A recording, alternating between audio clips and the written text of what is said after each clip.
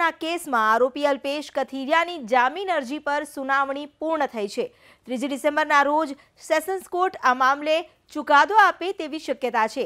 અલ્પેશ કથિરિયાની જામીન અરજી પર આજે જે સુનાવણી થઈ હતી તે પૂર્ણ થઈ છે અને સુનાવણીમાં દલીલો રજૂ કરવામાં આવી છે। હવે આ દલીલોને આધારે આગામી 3 ડિસેમ્બરના રોજ સેશન્સ કોર્ટ ચુકાદો આપે તેવી શક્યતા છે। અમદાવાદના રાજદ્રોહ કેસમાં પહેલા જ જામીન મળી ચૂક્યા છે। શરતી જામીન જે આપ્યા હતા ત્યારબાદ સુરતના રાજદ્રોહના કેસમાં અલ્પેશ કથિરિયા જેલમાં હતા। સુરતના રાજદ્રોહ કેસમાં અલ્પેશ કથિરિયાની જામીન અરજી પર સુનાવણી પૂર્ણ થઈ ચૂકી છે અને જો 3 ડિસેમ્બરે જ્યારે ચુકાદો આવે છે તે સમયે જો જામીન મળે તો અલ્પેશ બહાર આવશે।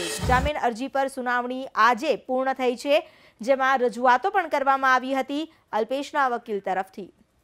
અમારા સાથે જોડાઈ ગયા છે સંવાદદાતા તેજસ મહેતા।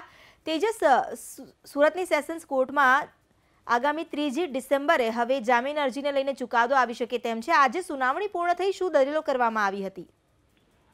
જી, મુખ્યત્વે જે રીતે અલ્પેશ કથિરિયાની જે જામીન અરજી છે તેના તરફથી રજૂઆત કરવામાં આવી હતી કે ગુજરાત હાઈકોર્ટે અમદાવાદના કેસમાં તેમને જામીન આપ્યા છે, તો બીજી તરફ સુરતમાં જે કેસ કરવામાં આવ્યો પૂરતા પુરાવા નથી, તેવા સંજોગોમાં તેમને જામીન મળવા જોઈએ। ખોટી રીતે તેમને આ કેસમાં સંડોવવામાં આવ્યા હોવા અંગે પણ રજૂઆત કરવામાં આવી હતી। બીજી બાજુ સરકાર તરફથી પણ અરજીનો વિરોધ કરવામાં આવ્યો હતો। તમામ પક્ષકારોને સાંભળ્યા પછી સુરતની સેશન્સ કોર્ટે આ બાબતે દલીલો પૂર્ણ થયા હોવાનું જાહેરાત કરી છે અને ખાસ કરીને જે ચુકાદો છે એ 3 ડિસેમ્બરના રોજ સુરતની સેશન્સ કોર્ટ સંભળાવશે તે પ્રકારનો હુકમ કર્યો છે।